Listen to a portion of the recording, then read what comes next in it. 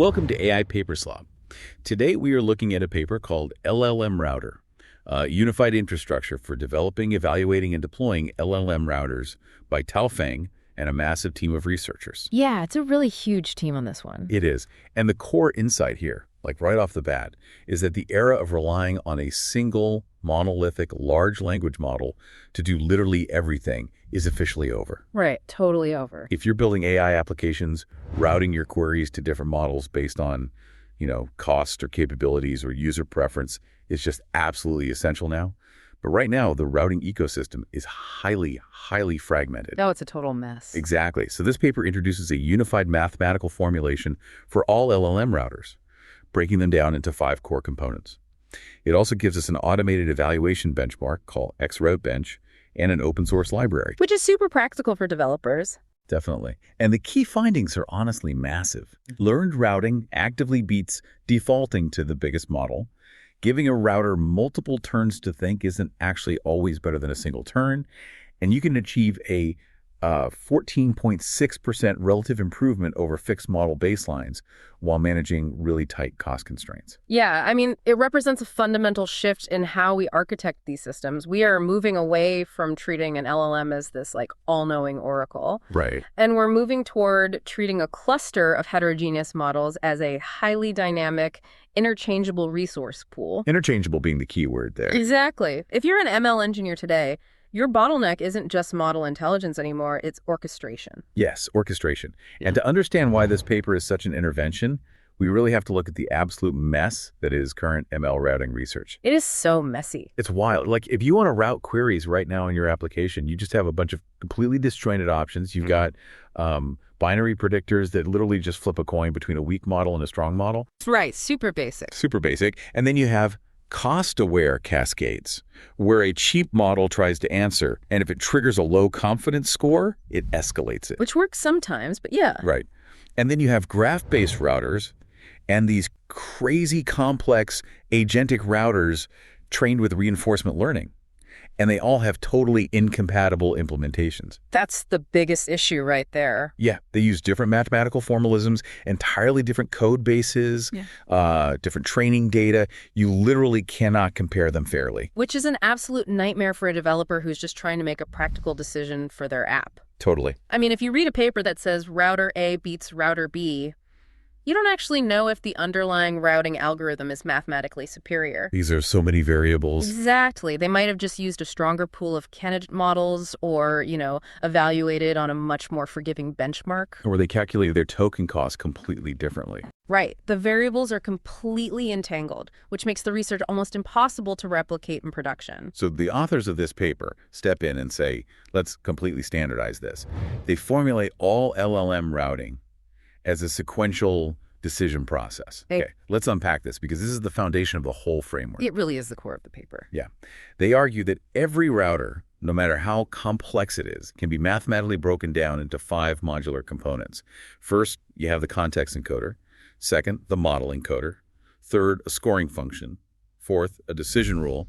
And fifth, the learning signal. Which sounds like a lot, but it cleans things up beautifully. Right. But I don't want to just list these off for the listener. Right. How does defining routing as a sequential decision process actually unify all these wildly different architectures we just talked about? Well, it's brilliant because it standardizes the state and action spaces across the board. By framing it as a sequential decision process, which is essentially a Markov decision process. Right. Classic reinforcement learning stuff. Exactly. The quote-unquote state at any given time is just the user's query plus whatever routing history has already happened. And the action is either selecting a model from the pool or choosing to generate more context. So it's always just those 2 things. Yeah. So let's look at the 5 components through that lens. The context encoder processes that state. Then the model encoder generates representations for your candidate models. Like using fixed metadata or learned embeddings. Right, exactly. Then you have the scoring function, which could be anything from a simple cosine similarity check to a massive multi-layer perceptron. And that calculates a compatibility score between the context and the models. Okay, got it. And then the decision rule is what actually executes the choice. So that could be greedy argmax, where you just pick the highest score. Yep. Just grabbing the top one. Or it could be a threshold-based rule where you only pick the expensive model if the cheap model score drops below, say, 0.8. Right, you build in a confidence buffer. Makes sense. And finally, the learning signal dictates how the router actually updates its weights. That could be pointwise cross-entropy loss, or pairwise Bradley-Terry models for preference tuning, or even full-blown PPO if you're using RL. Exactly. And what is really beautiful about this mathematical abstraction is that it takes all those wild, incompatible routing methods we just talked about, and it neatly organizes them into 3 families. Right, the single-turn, multi-turn, and personalized. Yeah. And the underlying math is identical for all 3. The only thing that actually changes is which part of the state the context encoder is allowed to look at and what the stopping condition is for the decision rule. That is so clean. Let me throw an analogy at you just to make sure we're visualizing this modularity correctly. Sure, go for it. It's kind of like having a team of freelance engineers. You absolutely need a dispatcher. So in this framework, the context encoder is the dispatcher reading the client's support ticket to understand the problem. Okay, I like this. The model encoder is the dispatcher looking at the resumes and the hourly rates of all the freelancers. The scoring function calculates a numerical fit score between the ticket and each resume. Right. Then the decision rule is the actual moment of hiring. So maybe you just hire the best engineer blindly, or maybe you check your budget constraints first. And finally, the learning signal is the client giving a rating after the job is done, which obviously makes the dispatcher smarter for the next ticket. That is a perfect mapping, actually. And the power of defining it this way means that in the software library they built, swapping out your router architecture or changing your training objective is literally just a YAML configuration change. Which is insane. You don't have to rewrite your entire code base. Not at all. You just tell the system, hey, change the decision rule from greedy to threshold, or swap out this pointwise loss for pairwise loss, and the rest of your data pipeline stays perfectly intact. I mean, that saves so much engineering time. But having an elegant mathematical formulation and a clean code base is basically useless if you don't have a standardized testing environment to actually prove which dispatcher works best. Yeah, you need real pressure testing. You need an environment that pushes these routers to their limits. Right, because evaluating a router is fundamentally more demanding than evaluating just a single language model. When you evaluate an LLM, you just feed it a prompt and read the response. Easy. Right. But when you evaluate a router, the complexity just explodes. Oh, it sounds exhausting just reading about the methodology in the paper. To build proper routing supervision, you have to run every single candidate model in your pool on every single benchmark query. It's an astronomical amount of compute. Yeah. If you have 10 models and 5,000 queries, that is 50,000 inference calls just to establish the ground truth. Then you have to score every single response using task-specific metrics. And critically, you have to track the token-level cost for every single one of those inference calls. Right, because if you don't track the exact cost, you literally can't measure the trade-off. Okay. It's an N times M scaling problem. And historically, this has required an entire team of engineers to build a custom evaluation harness from scratch every single time you want to test a new candidate pool or new routing logic. Just a massive bottleneck. A huge bottleneck for AI development. And not anymore, thanks to this paper. They introduce an automated evaluation pipeline that does all of this heavy lifting, which results in this massive benchmark called X-RouteBench. Yeah, xRouteBench is incredibly comprehensive. It has 4,767 instances spread across 5 really diverse tracks. We're talking generic LLM tasks, so your classic MMLU, human eval for coding, math word problems. Then there's the memory track, which tests long context routing over hundreds of conversational turns. And that memory track is vital for developers today. As context windows grow, the token costs scale quadratically in a lot of these attention mechanisms. Oh, yeah. So routing a 100,000 token prompt to the wrong model isn't just a slight inefficiency. It is a massive financial hit. Absolutely. It will burn through your startup's runway in a week. And beyond text in memory, there is a vision track, a time series track, and a personalized track. But introducing multimodal inputs into a routing benchmark creates a massive structural problem. It really does. Because in a heterogeneous pool, you have text-only models and you have multimodal models. Exactly. How do you fairly evaluate a router's ability to dispatch a video query when half your candidate pool can't even process video? Right. The authors use a highly deliberate workaround for this. Before the routing even happens, they take the images, the time series line charts, or the egocentric videos. Like the footage from the Charade's ego dataset they use. Exactly. They take all that and pass them through a frozen open-weight vision language model. Specifically, they use Gemma 327 BIT. Oh, That model acts as a captioner. It generates a highly detailed textual description of the visual input. Then, that text description is what actually gets sent to the router and all the candidate models. Okay, wait, I have to push back on this multimodal transformation. If they are converting images and highly complex time series charts to text before giving it to the router, aren't they bottlenecking the whole process? I see where you're going with this. I mean, what if the Gemma model misses a subtle visual nuance in the video? Say there's a tiny detail in the background that changes the whole context of the query. If the captioner misses it, the downstream model fails, and the router gets blamed for it. Is this just a necessary evil to keep the routing apples to apples for the text-only models? This raises an important question, and it is a totally valid critique of the pipeline's real-world fidelity. If the Gemma captioner hallucinates or misses nuance, the downstream execution will absolutely fail. Right. However, from a benchmarking perspective, it is a deliberate and mathematically necessary design choice. By freezing the perception layer, the Gemma model, they ensure that every single candidate model is receiving the exact same input state. Okay, I see. It intentionally separates perception from routing, because if they didn't do this, a model might fail a task simply because it has a weak vision encoder, not because the router made a bad decision. Oh, that makes a lot of sense. Right. This isolation ensures that xRouteBench is purely evaluating the router's decision-making logic, its ability to match a specific task description to the right model's capabilities. Okay, that makes sense. You really have to isolate the variable you are actually trying to measure. Like, you can't test a dispatcher's organizational skills if the phone lines are down. Exactly. So they have the benchmark, they have the unified framework, and they have the ground truth data.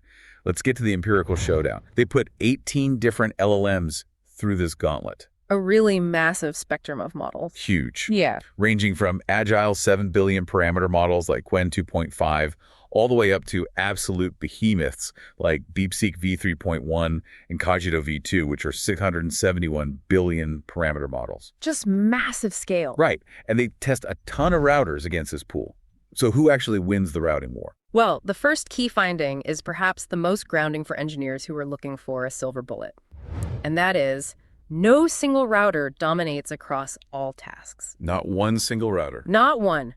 Router DC, which is a specific type of learned router, wins the generic text tasks. But a completely different, lightweight approach, LLMRouter, which is based on support vector machines, that one wins the memory-intensive tasks. That's fascinating. Yeah. So if you are looking at the overall leaderboard, strong average performance isn't about being the absolute best at everything. It's about consistency across diverse scenarios without failing catastrophically on any of them. Right. Consistency is key. But the second key finding is the real headline of the paper for me. Across the board, learned routers achieve a 14.6% relative improvement over the strongest fixed model baseline. Yeah, that is a huge leap. And if you're an engineer paying OpenAI or Anthropic thousands of dollars a month just defaulting to their flagship models for every single API call, you need to listen to this. Listen close. Here's where it gets really interesting. The strongest fixed model baseline they tested was a rule called largest LLM, which just ignores the query context entirely and blindly sends everything to these 671 billion parameter models. And it loses. It loses badly. Yeah. This data proves you are literally burning money for a lower quality output. It's wild. If we connect this to the bigger picture, it just shatters the intuition that bigger is always better. Always calling the largest model incurs massive financial latency and compute costs, obviously, but it only delivers mediocre overall performance. Why is that, though? Because the largest models are generalists. There are highly specific niche queries, like maybe in a particular obscure coding language or a highly constrained logic puzzle, that the massive models actually fail on. But a smaller, specialized 7 billion parameter model gets it right. Ah, I see. The learned routers exploit this performance headroom. They identify those specific niches and route the query to the smaller, cheaper model, saving money and improving accuracies simultaneously. It's all about the performance cost trade-off curve. And in this paper, they control that mathematical curve with a parameter called lambda. Yes, lambda is crucial here. Lambda is basically a dial that decides how much you care about saving money versus getting the absolute highest accuracy. Right. The objective function the router is trying to maximize is essentially performance minus lambda multiplied by cost. Okay. So if lambda is 0, you don't care about cost at all, you just want the best answer. If lambda is high, the math heavily penalizes any routing path that uses expensive tokens. Makes sense. What's fascinating here is how the data shifts when you turn that lambda dial. It completely changes the architecture you should be deploying, right? Exactly. When you have a massive budget and a low lambda, you can afford to use heavy LLM-based routers that read the whole prompt, generate hidden states, and think deeply about where to send it. The overhead of the router itself is justified. Because you don't care about the cost. Right. But under tight cost budgets, when lambda is high, the operating points on the trade-off curve shift dramatically. Suddenly, the heavy routers are too expensive to even run. Lightweight, non-parametric routers become the dominant choice. Like what kind? Things like KNN, K-nearest neighbors, which simply embeds the query and finds the closest historical query in a vector space to see which model answered it best. Or simple support vector machines. Right. They are incredibly fast, they cost fractions of a cent to run, and they get the job done when margins are really thin. So we just proved that single-turn routing beats a fixed rule, and lightweight learned routers are incredibly efficient. As an engineer, my immediate instinct is to say, let's make it agentic. Let's give the router multiple turns to think. Of course, that's the trend right now. Right, let's have it break the prompt down, query a model, evaluate the response, and maybe query another model if it's not satisfied. This is the multi-turn routing family we talked about. But looking at the data for methods like Router R1, that assumption completely falls apart. This leads to their third key finding, which honestly completely surprised me. Yeah, it is the multi-turn mirage. The finding is definitive. Multi-turn routing does not consistently outperform single-turn routing in these environments. It's crazy. It turns out that those extra rounds of decomposition and aggregation often just add massive inference costs, spike your latency, and generate redundant information. It actively hurts you. Yeah, it actually degrades the performance cost trade-off, shifting you to a objectively worse point on that lambda curve we just talked about. Yeah. Now, they did rely on a specific base model to do this multi-turn thinking, right?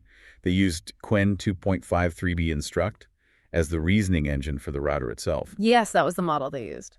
So I have to ask, does multi-turn routing fail because the concept of breaking down a prompt into a sequential chain is fundamentally flawed? Or is it just because the 3 billion parameter-based model doing the orchestrating isn't smart enough to know when to stop? That is the perfect synthesis of the problem, and it is almost certainly the latter. The critical missing links for multi-turn routers right now are sufficiency estimation and early stopping. Knowing when to stop. Yeah. The 3B model doesn't reliably know when it has gathered enough information, so it just keeps querying, it keeps decomposing, piling up context window size, and multiplying costs. And every time it calls another model, the latency stacks. Exactly. The concept of agentic routing isn't necessarily flawed, but the execution relies heavily on the reasoning capabilities of that base model.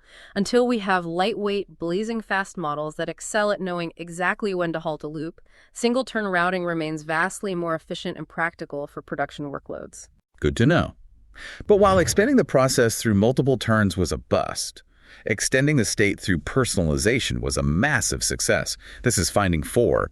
Personalization pays off dramatically. It really does. And they didn't just test this on a static synthetic data set. They actually deployed this live on Slack to prove it works with real humans. Yes, they had 15 users interacting with the bot, generating 234 pairwise preference records in real time. They found that graph-based personalized routers, specifically a novel one called GM Tredor, were incredibly successful at adapting. Extremely successful. But how does a graph-based router actually map this out? Like, how does it mathematically learn what I prefer versus what you prefer? It's a brilliant application of graph neural networks, or GNNs. A graph-based router represents the entire ecosystem as a heterogeneous interaction graph. You have different types of nodes. You have user nodes, query nodes, candidate model nodes, and response nodes. Okay, visualizing a graph now. Right.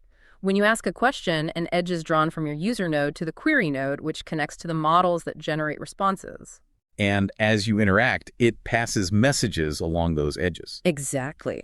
It uses message passing to update the embeddings of each node. So it doesn't just look at your isolated current prompt, it adapts based on the structural history of the graph. Oh, wow. Over time, the network learns that user A consistently upvotes terse, code-heavy responses from an instruction-tuned model, while user B consistently upvotes lengthy explanatory responses from a base model. That's so smart. Right.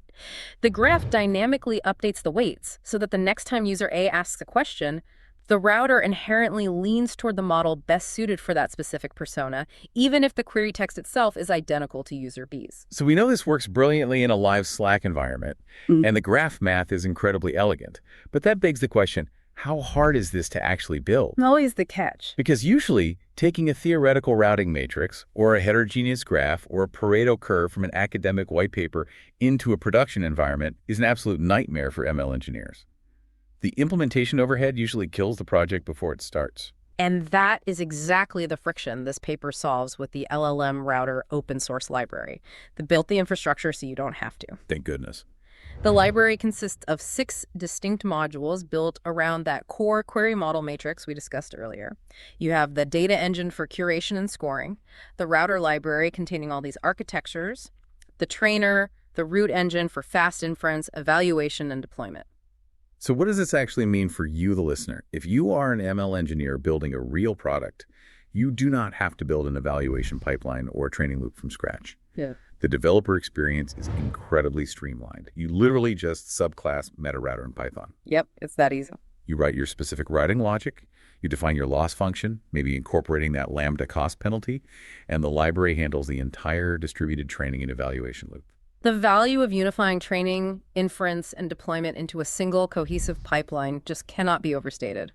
The exact same router that you evaluate offline in your xRouteBench test environment can be spun up immediately as an OpenAI-compatible server. There is no rewriting logic for production. None. They use a tool called OpenClaw to deploy it directly to Slack or Discord for live human preference testing, just like they did in their experiment.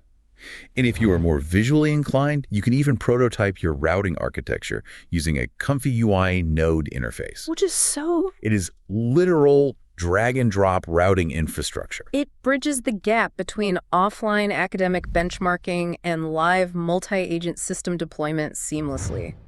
Treating LLM routing as a formal sequential decision process isn't just an elegant mathematical exercise for a white paper. Right. It is a highly practical engineering paradigm that saves compute, drastically reduces API spending, and delivers demonstrably better personalized results to the end user. And as API costs continue to plummet and open-weight models become even more ubiquitous, this candidate pool is only going to get more crowded and complex. The routing state today, as defined by this paper, is mostly just the text prompt, the token cost, and maybe some graph-based user history. Yeah, that's the state right now. But what happens when that state expands? Imagine a near future where your context encoder isn't just reading the prompt, it's actively ingesting real-time API latency metrics, live rate limits, and spot pricing across different cloud providers simultaneously. Whoa, that would be incredible. Right.